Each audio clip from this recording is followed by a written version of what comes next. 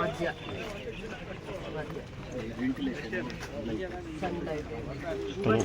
ಹೋಗೋದಕ್ಕೆ ಚೆನ್ನಾಗಿ ಮಾಡ್ಕೋಬೇಕು. ಮಳೆ ನೀರು ಹೋಗೋದಕ್ಕೆ ಆಚೆಗೆ ಹೋಗೋದಕ್ಕೆ ಏನಾದರೂ ತುಂಬ ನೀಟಾಗಿ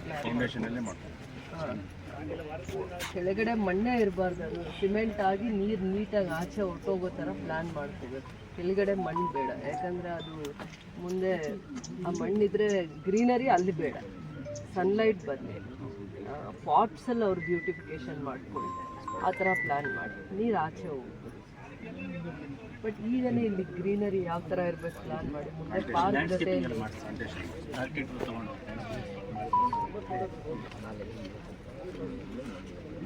ರೂಮ್ಸ್ ಎಲ್ಲಿ ಈಗ ನಮಗೆ ಜಾಸ್ತಿ ಬರೋದು.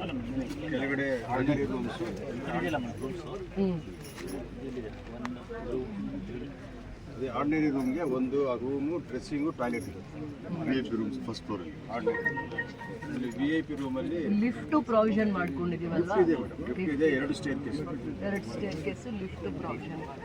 VIP ಅಲ್ಲಿ ಇರೋಣ ಫೋಟೋ ಇಟ್ಕೊಳ್ತೀವಿ, ಇರೋಣ ಆಮೇಲೆ ಇನ್ನೂ ಸ್ವಲ್ಪ ಬ್ರಾಡ್ ಬಂದಿದ್ರೆ ಆಗ್ತಿತ್ತು.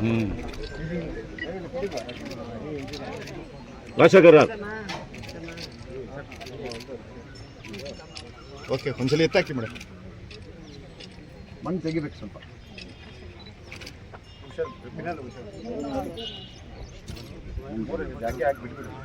ಇನ್ನೊಂದು ಯಾರೋ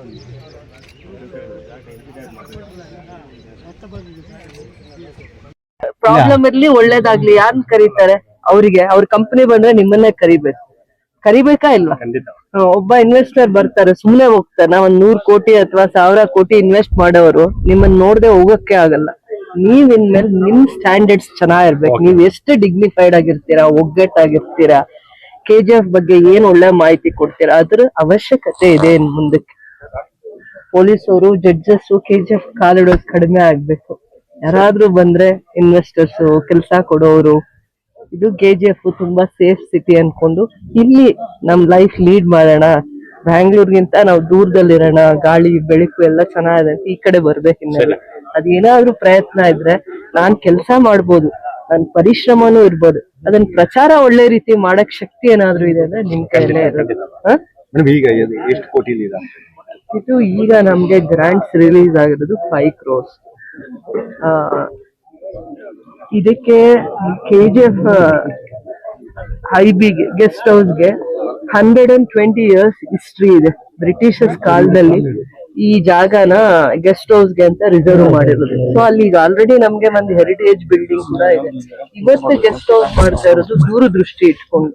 ಈ ಜಾಗದಲ್ಲಿ VIP ರೂಮ್ಸು, VVIP ರೂಮ್ಸು, ಮತ್ತೆ ಬಂದಾಗ ಮೀಟಿಂಗ್, ಅಫಿಷಿಯಲ್ಸ್ ಮೀಟಿಂಗ್ ಕಂಡಕ್ಟ್ ಮಾಡೋದಕ್ಕೆ, ಮತ್ತೆ ಈ ತರ ಮೀಟಿಂಗ್ ಹಾಲು, ಸೆಮಿನಾರ್ ಮಾಡ್ಲಿಕ್ಕೆ, ಅಫಿಷಿಯಲಿ ಏನೇನ್ ಕೆಲಸ ಮಾಡ್ಲಿಕ್ಕೂ ಇದೆ. ಅದಾದ್ಮೇಲೆ ಯೂಶಲಿ KGF ಅಲ್ಲಿ ಯಾವಾಗ್ಲೂ ಗೆಸ್ಟ್ ಹೌಸ್ ಹಿಂದೆ 10-15 ವರ್ಷದಿಂದ ನಮ್ಮನ್ನ ಜಡ್ಜಸ್ಸೇ ಕೇಳ್ತಾ ಇದ್ದಿದ್ದು. ಇನ್ ಮುಂದೆ ಈ ಜಾಗಕ್ಕೆ ಮಿನಿಸ್ಟರ್ಸ್ ಬರ್ತಾರೆ, ಸ್ಟೇಟ್ ಮಿನಿಸ್ಟರ್ಸ್ ಬರ್ಬೋದು, ಸೆಂಟ್ರಲ್ ಮಿನಿಸ್ಟರ್ಸ್ ಬರ್ಬೋದು ಈ ಜಾಗಕ್ಕೆ.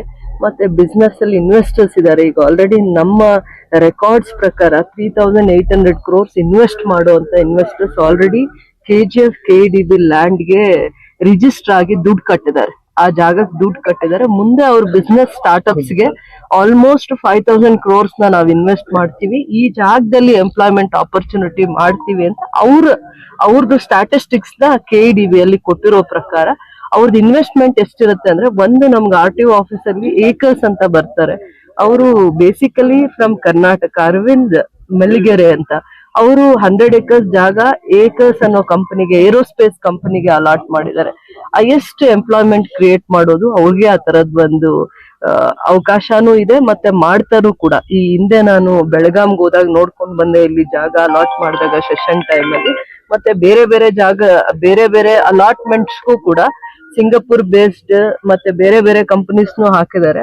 ನ್ಯಾಷನಲ್ ಕಂಪನೀಸ್ಗೆ, ಮಲ್ಟಿ ನ್ಯಾಷನಲ್ಸ್ ಕಂಪನಿಗೆ ಸ್ಕೋಪ್ ಇದೆ KGF ಜಾಗ. ಇವತ್ತು ಕನೆಕ್ಟಿವಿಟಿ ಇರೋದ್ರಿಂದ, ನಮ್ದು ಸ್ಟೇಟ್ ಬಾರ್ಡರ್ ಅಲ್ಲಿ ಇರೋದ್ರಿಂದ ಕುಪ್ಪಂ ಕಾನ್ಸ್ಟಿಟ್ಯೂನ್ಸಿಗೆ, ಆಂಧ್ರಾಗೆ, ಈ ಕಡೆ ತಮಿಳ್ನಾಡು ಚೆನ್ನೈಗೆ, ಮತ್ತೆ ಎಸ್ಪೆಷಲಿ ಪೋರ್ಟ್ಗೆ ಶಿಪ್ ಮುಖಾಂತರ ಏನೇ ಬಿಸ್ನೆಸ್ ನ ಅವ್ರು ಇಂಪ್ರೂವ್ ಮಾಡ್ಕೊಳ್ಳುವಾಗ ನಮ್ದು 230 ಕಿಲೋಮೀಟರ್ ಡಿಸ್ಟೆನ್ಸ್ ಅಲ್ಲಿ ಇದೆ. 2 ಅವರ್ಸ್ ಜರ್ನಿ ಅಥವಾ 2.5 ಅವರ್ಸ್ ಜರ್ನಿ ಅನ್ನೋ ಇವೆಲ್ಲ ಕನೆಕ್ಟಿವಿಟಿ ದೃಷ್ಟಿಯಿಂದ, ಮತ್ತೆ ಬ್ಯಾಂಗ್ಳೂರ್ ಏರ್ಪೋರ್ಟ್ಗೂ ನಮ್ದು 90 ಕಿಲೋಮೀಟರ್ಸ್ ಡಿಸ್ಟೆನ್ಸ್ ಅಲ್ಲಿ ನಾವು ಇವತ್ತಿದೀವಿ. ಬ್ಯಾಂಗ್ಳೂರ್ಗಿಂದ ಈಸಿಯೆಸ್ಟ್ ವೇಗೆ ಏರ್ಪೋರ್ಟ್ಗೆ ಕನೆಕ್ಟಿವಿಟಿ ಇರೋದ್ರಿಂದ ಇದೆಲ್ಲಾ ಸ್ಟ್ಯಾಟಿಸ್ಟಿಕ್ಸ್ ಇವಾಗ KGF ಗೆ ಯಾಕೊಂದು ಇಂಡಸ್ಟ್ರಿ ಬರುತ್ತೆ ಅನ್ನೋಂತ ಒಂದ್ ಕನ್ಸರ್ನ್ ಇಂದ ಇದೆಲ್ಲ ಮಾಡಿರೋದು. ಯಾರೇ ಆಫೀಸರ್ಸ್ ಬಂದ್ರು ನಾವು BML ಗೆಸ್ಟ್ ಹೌಸ್ ಮೇಲೆ ಡಿಪೆಂಡ್ ಆಗ್ತಾ ಇದ್ವಿ. ಯಾರೇ ಆಫೀಸರ್ ವಿಸಿಟ್ ಮಾಡ್ಲಿ, ಮಿನಿಸ್ಟರ್ ವಿಸಿಟ್ ಮಾಡ್ಲಿ, ಅವ್ರ ಹತ್ರ ರಿಕ್ವೆಸ್ಟ್ ಮಾಡಿ ಲೆಟರ್ ಕೊಟ್ಟು ಟೈಮ್ ಕೊಟ್ರೆ ನಾವು ಹೋಗ್ತಾ ಇದ್ವಿ. ಇಲ್ಲಾಂದ್ರೆ ಬೇರೆ ಅರೇಂಜ್ಮೆಂಟ್ ಮಾಡ್ಕೋಬೇಕಾಯ್ತು, ಆ ಮಿನಿಸ್ಟರ್ ಪ್ರೋಗ್ರಾಮೇ ಕ್ಯಾನ್ಸಲ್ ಮಾಡ್ಕೋಬೇಕಾಯ್ತು. ಹಿಂದೆ ನಮ್ PWD ಮಿನಿಸ್ಟರ್ ಬರುವಂತ ಸಂದರ್ಭದಲ್ಲಿ ನಮ್ಗೆ ಗೆಸ್ಟ್ ಹೌಸ್ ಸಿಗಲಿಲ್ಲ ಕೂಡ.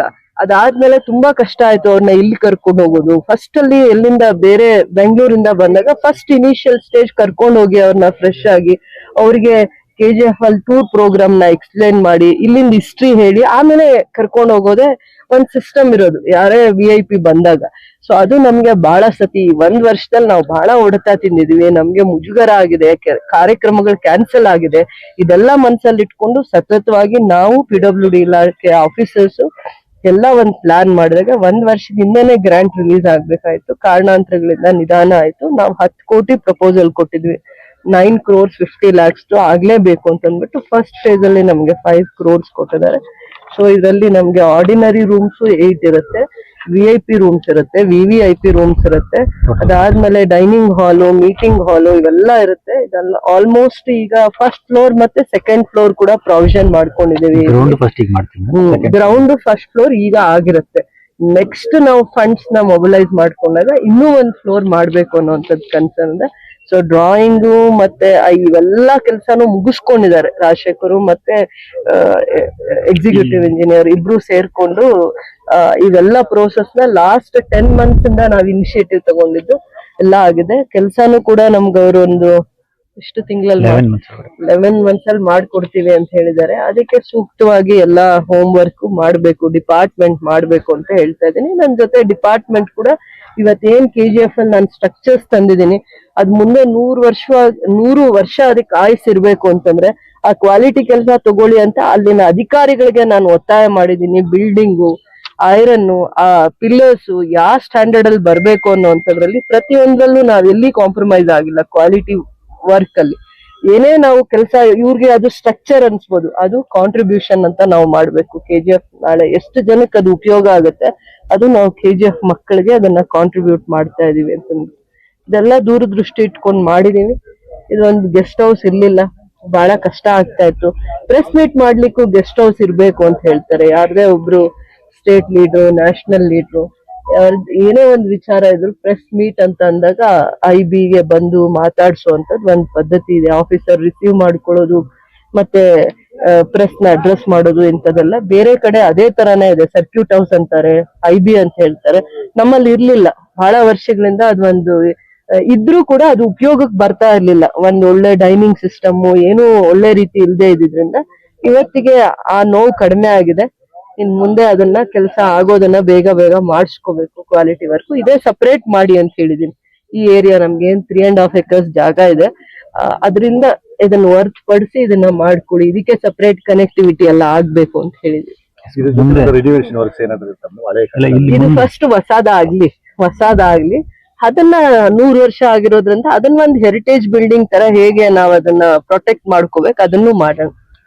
ಇಲ್ಲಿ ಮುಂದೆ ಡಬಲ್ ರೋಡ್ ಬರುತ್ತೆ IB ಮುಂದೆ, ಪ್ಲಸ್ ಲ್ಯಾಂಡ್ಸ್ಕೇಪ್ ಪಾರ್ಕ್ ಎಲ್ಲ ಬರುತ್ತೆ. ನೆಕ್ಸ್ಟ್ ಫೇಸ್ ಅಲ್ಲಿ ಹೆಲಿಪ್ಯಾಡ್ ಕೂಡ ಪ್ಲಾನ್ ಮಾಡಿದ್ವಿ. ಆ ಕಡೆ ಹೆಲಿಪ್ಯಾಡ್ ಕೂಡ ಹೆಲಿಕಾಪ್ಟರ್ ಲ್ಯಾಂಡ್ ಮಾಡೋದಕ್ಕೆ ಹೆಲಿಪ್ಯಾಡ್ ಆಲ್ಮೋಸ್ಟ್ ಇಂಡಸ್ಟ್ರಿಯಲಿಸ್ಟ್ ಅವ್ರಿಗೆ ಅದದ್ ಒಂದು ನೆಕ್ಸ್ಟ್ ಫೇಸ್ ಅಲ್ಲಿ ಅವರಿಗೆ ಅದದ್ ಒಂದು ಇದನ್ನ ಮಾಡ್ಕೊಂಡಿರ್ತಾರೆ. ಅಂದ್ರೆ ಅವರಿಗೆ ಯಾವಾಗ್ಲೂ ಏನು ರೋಡ್ ಕನೆಕ್ಟಿವಿಟಿ ಜೊತೆಯಲ್ಲಿ.